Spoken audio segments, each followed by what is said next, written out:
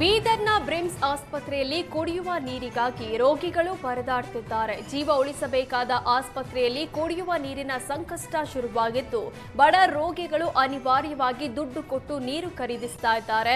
ನೂರಾರು ಬಡ ರೋಗಿಗಳು ದೂರದ ಹಳ್ಳಿಗಳಿಂದ ಚಿಕಿತ್ಸೆಗಾಗಿ ಬಂದಿದ್ದಾರೆ. ಆದರೆ ರೋಗಿಗಳು ಹಾಗೂ ಅವರ ಸಂಬಂಧಿಕರು ಬಾಯಾರಿಕೆ ತಣಿಸಿಕೊಳ್ಳಲು ಆಸ್ಪತ್ರೆಯಲ್ಲಿ ನೀರೇ ಇಲ್ಲದಂತಾಗಿದೆ. ಶುದ್ಧ ನೀರಿನ ಘಟಕ ಕೆಟ್ಟು ನಿಂತಿದ್ರೂ ದುರಸ್ತಿ ಮಾಡದೆ ಅಧಿಕಾರಿಗಳು ಕಣ್ಮುಚ್ಚಿ ಕುಳಿತಿದ್ದಾರೆ. ಚಿಕಿತ್ಸೆ ಪಡೆಯಲು ಬಂದ್ರೆ ಇಲ್ಲಿ ಕುಡಿಯಲು ನೀರಿಲ್ಲ, ಬಾಯಾರಿಕೆಯಾದ್ರೂ ಕೇಳೋರ್ಗಿಲ್ಲ. ನಾವು ಬಡವರು, ನಮ್ಮ ಬಳಿ ದುಡ್ಡಿಲ್ಲ, ಅಷ್ಟು ಹಣ ಕೊಟ್ಟು ನೀರು ಖರೀದಿಸೋದು ಹೇಗೆ ಅಂತ ಬ್ರಿಮ್ಸ್ ಆಡಳಿತ ಮಂಡಳಿ ನಿರ್ಲಕ್ಷ್ಯದ ವಿರುದ್ಧ ರೋಗಿಗಳ ಸಂಬಂಧಿಕರು ಆಕ್ರೋಶ ವ್ಯಕ್ತಪಡಿಸಿದ್ದಾರೆ.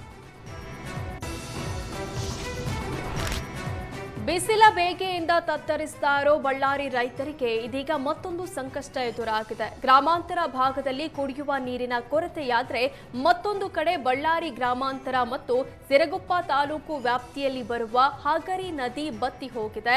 ಜೀವ ಜಲವಿಲ್ಲದೆ ಪ್ರಾಣಿ ಪಕ್ಷಿಗಳು, ಮೀನುಗಳು, ಜಾನುವಾರುಗಳು ನೀರಿಲ್ಲದೆ ಪರದಾಡುವಂತಾಗಿದೆ. ಇನ್ನೊಂದೆಡೆ ಬೆಳೆಗಳು ನಷ್ಟದ ಭೀತಿಯಲ್ಲಿ ರೈತರು ಸಿಲುಕಿದ್ದಾರೆ. ಬಳ್ಳಾರಿ ಗ್ರಾಮೀಣ ಮತ್ತು ಸಿರಗುಪ್ಪ ಭಾಗದ 50ಕ್ಕೂ ಹೆಚ್ಚು ಹಳ್ಳಿಗಳಿಗೆ ಸಂಕಷ್ಟ ಎದುರಾಗಿದೆ. ಕುಡಿಯುವ ನೀರಿಗಾಗಿ ಸದ್ಯ ತುಂಗಭದ್ರಾ ಡ್ಯಾಂನಿಂದ ಕಾಲುವೆಗಳ ಮೂಲಕ ನೀರು ಹರಿಸ್ತಾ ಇರೋ ಹಿನ್ನೆಲೆ ನದಿಗೂ ಕೂಡ ನೀರು ಹರಿಸಲು ರೈತರು ಒತ್ತಾಯಿಸಿದ್ದಾರೆ. ಬೈರಾಪುರ ಗುಡದೂರು ಕಾಲುವೆ ಮೂಲಕ ನೀರು ಪೂರೈಕೆ ಮಾಡಲು ಆಗ್ರಹಿಸಿದ್ದು, 2 ದಿನಗಳವರೆಗೆ ಪ್ರತಿದಿನ 400 ಕ್ಯೂಸೆಕ್ಸ್ ನೀರು ಹರಿಸುವಂತೆ ಡಿಸಿಗೆ ಒತ್ತಾಯಿಸಿದ್ದಾರೆ. ಸಿರಗುಪ್ಪ ತಾಲೂಕಿನ ಸುಮಾರು 45ರಿಂದ 50 ಹಳ್ಳಿಗಳಿಗೆ ಜೀವನಾಡಿಯಾಗಿರ್ತಕ್ಕಂಥ ನಮ್ಮ ವೇದಾವತಿ ನದಿ ಇದೆಯಲ್ಲ, ಆ ನದಿ ಈಗಾಗಲೇ ಸಂಪೂರ್ಣವಾಗಿ ಬತ್ತಿ ಹೋಗಿರುತ್ತದೆ ಸರ್.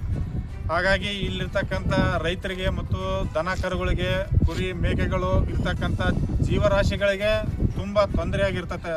ಸುಟ್ಟು ಬಿಡು ಬೇಸಿಗೆ ಭಾಳಷ್ಟು ಬೇಸಿಗೆ ಇದ್ದು ಬಿಸಿಲು ಜಾಸ್ತಿ ಇದ್ದು ಸಂಪೂರ್ಣವಾಗಿ ಬತ್ತಿ ಹೋಗಿರೋದ್ರಿಂದ ಈ ದನ ಕರುಗಳಿಗೆಲ್ಲ ಅನುಕೂಲ ಆಗ್ತದೆ. ಕಾಲುವೆ ನೀರು ಬಿಟ್ಟರೆ ಕಾಲುವೆ ನೀರು ಬಿಡ್ಬೇಕಂತೇಳಿ ಮಾನ್ಯ ಬಳ್ಳಾರಿಯ ಜಿಲ್ಲಾಧಿಕಾರಿಗಳಿಗೂ ಮತ್ತು ರಾಜ್ಯ ಸರ್ಕಾರಕ್ಕೂ ನಾವು ಇಲ್ಲಿರ್ತಕ್ಕಂಥ ಗ್ರಾಮಸ್ಥರುಗಳು ಮತ್ತು ಸಿಲಿಕಾನ್ ಸಿಟಿಯನ್ನ ಕೂಲ್ ಸಿಟಿಯಾಗಿಸಲು ಮಾಸ್ಟರ್ ಪ್ಲಾನ್ ಮಾಡಲಾಗಿದೆ. ಜೂನ್ 5ರಂದು ವಿಶ್ವ ಪರಿಸರ ದಿನ ಹಿನ್ನೆಲೆ 15 ಲಕ್ಷ ಸಸಿ ನೆಡಲು ಬಿಡಿಎ ಮುಂದಾಗಿದೆ. ಫ್ಲೈಓವರ್ ಮೆಟ್ರೋ ಕಾಮಗಾರಿ ದಿನೇ ದಿನೇ ಕಟ್ಟಡಗಳು ಹೆಚ್ಚಾಗ್ತಾ ಇದೆ. ಹೀಗಾಗಿ ತಾಪಮಾನದ ಒತ್ತಡವನ್ನ ತಗ್ಗಿಸಲು, ಸೂಕ್ಷ್ಮ ಹವಾಮಾನವನ್ನ ಸುಧಾರಿಸಲು ಸಸಿಗಳನ್ನ ನೆಡಲಾಗ್ತಾ ಇದೆ. ಸಿಎಸ್ಆರ್ ನಿಧಿಯ ಮೂಲಕ 15 ಲಕ್ಷ ಸ್ಥಳೀಯ ಸಸಿಗಳನ್ನ ನೆಡುವ ಗುರಿಯನ್ನ ಸರ್ಕಾರಿ ಸಂಸ್ಥೆಗಳು, ನಾಗರಿಕ ಸಂಸ್ಥೆಗಳು, ಎನ್ಜಿಒಗಳು, ಸ್ವಯಂ ಸೇವಕರು ಮತ್ತು ನಾಗರಿಕರು ಪಾಲ್ಗೊಳ್ಳುವಂತೆ ಮನವಿ ಮಾಡಿದ್ದಾರೆ.